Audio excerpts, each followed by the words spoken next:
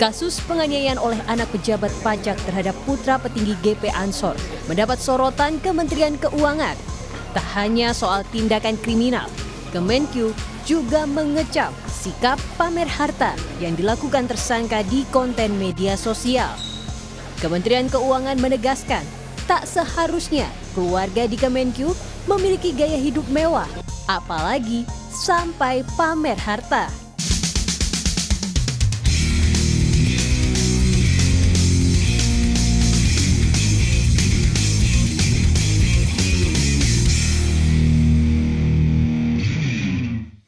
Beberapa hari ini viral kejadian seorang anak dari anggota Banser NU yang dikeroyok sampai koma oleh beberapa orang pemuda.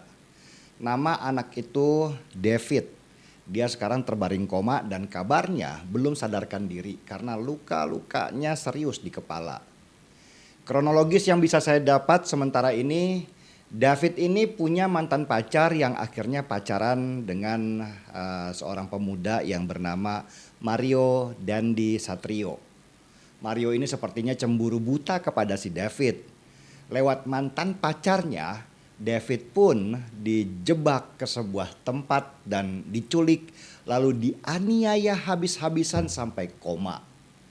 Kasus ini viral karena para anggota atau kader Banser NU nggak terima penganiayaan itu terjadi dan mendesak polisi untuk segera menyelidiki kasus ini. Si Mario akhirnya ditangkap oleh polisi dan menghadapi ancaman hukuman berat dengan penganiayaan. Tapi yang membuat kasus ini tambah viral adalah ternyata bapaknya Mario Dandi Satrio ini adalah pejabat Ditjen Pajak. Sebenarnya bukan masalah jabatan bapaknya itu yang bermasalah, tapi perilaku Mario anaknya lah yang di semua media sosialnya dia tampil mewah. Di usia masih sangat muda, Mario sudah bergaya mewah seperti sultan dengan mengendarai mobil Jeep Rubicon yang harganya sudah pastilah miliaran rupiah. Dia juga sering pamer waktu kendarai motor Harley yang jelas harganya itu udah ratusan juta rupiah. Akhirnya dari kasus si anak yang menganiaya si David, fokus netizen bergeserlah pada bapaknya yang ketika dikulik-kulik ketahuanlah bahwa bapaknya Mario yang pejabat pajak itu punya harta fantastis sebanyak 56 miliar rupiah. Buat netizen, harta itu terlalu banyak untuk didapatkan oleh seorang pejabat pajak yang bergaji 81 juta rupiah per bulan. Gaya mewah Mario dengan harta bapaknya inilah yang membuat sakit hati banyak orang dan mempertanyakannya ke Menteri Keuangan Sri Mulyani yang dalam setiap kesempatan selalu memerintahkan bawahannya untuk hidup sederhana. Ini permasalahan lama sebenarnya, di mana pejabat negara kita banyak yang tidak memberi contoh baik kepada masyarakat. Presiden Jokowi juga pernah menegur hal ini kepada jajaran kepolisian untuk tidak menunjukkan kemewahan di depan rakyat karena itu akan menyakiti hati banyak orang.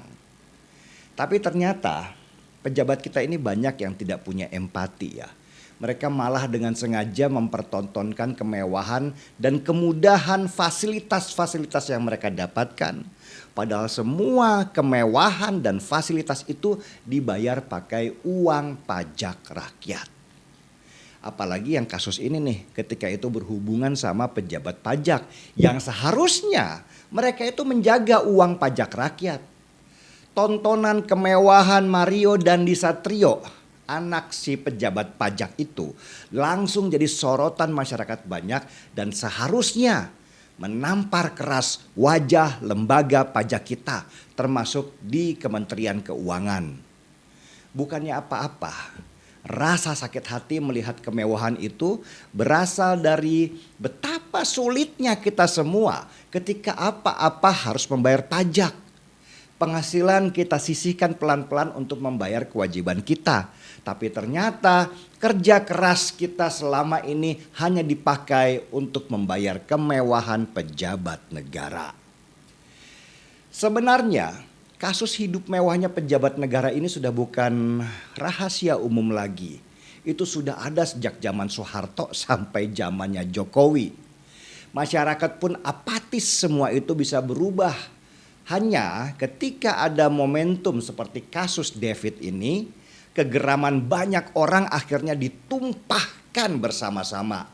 Ditambah kemampuan netizen mengulik harta pejabat, maka makin terang benderanglah borok mereka ditampakkan keluar. Indonesia itu sebenarnya banyak belajar dari Cina dalam banyak hal, terutama dalam hal teknologi. Tapi entah kenapa, dalam hal pemberantasan korupsi, negeri ini seperti malu-malu kucing mengakuinya. Bahkan cenderung menyembunyikan perilakunya. Padahal seandainya negara ini mau beres, 3 pilar utama negeri ini yaitu eksekutif, yudikatif, dan legislatif bisa saja meniru aksi Cina dalam pemberantasan korupsi. Tinggal hadirkan saja 99 peti mati terus berjanji kepada rakyatnya. Di sini ada 99 peti mati yang semuanya diperuntukkan untuk para pejabat negara yang korupsi. Keras dan tegas dalam penindakannya. Kok cuma 99 peti mati ya? Kenapa nggak digenapkan 100 sekalian? Oh, maaf, ternyata 1 peti matinya sudah dikorupsi. Entahlah, kadang-kadang supaya kita nggak terlalu berharap, seruputan kopi cukuplah untuk sekedar mengobati.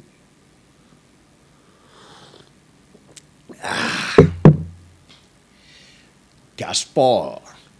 Saya, Rafael Aluntri Sambodo, orang tua dari Mario Dendi, dengan ini menyampaikan permintaan maaf kepada Mas David dan keluarga besar Bapak Jonathan, keluarga besar PBNU, dan keluarga besar GP Ansor, dikarenakan perbuatan putra saya telah menyebabkan luka serius dan trauma yang mendalam. Saya selalu mendoakan kesembuhan Mas David, dan dalam kesempatan ini saya juga ingin menegaskan bahwa hal ini merupakan masalah pribadi keluarga kami, dan kami akan mengikuti seluruh proses hukum yang sedang berjalan sesuai dengan ketentuan yang berlaku. Saya menyadari bahwa tindakan putra saya yang salah sehingga merugikan orang lain, mengecewakan dan menimbulkan kegaduhan di masyarakat.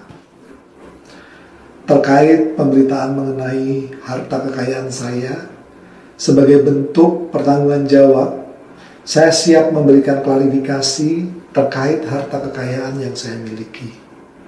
Saya siap mengikuti seluruh kegiatan pemeriksaan oleh Inspektorat Jenderal Kementerian Keuangan. Saya juga meminta maaf kepada keluarga besar Kementerian Keuangan karena dengan adanya kejadian ini berpotensi menurunkan reputasi institusi dan kepercayaan publik yang telah dibangun selama ini. Sekali lagi, saya meminta maaf atas kesalahan saya dan keluarga saya. Terima kasih.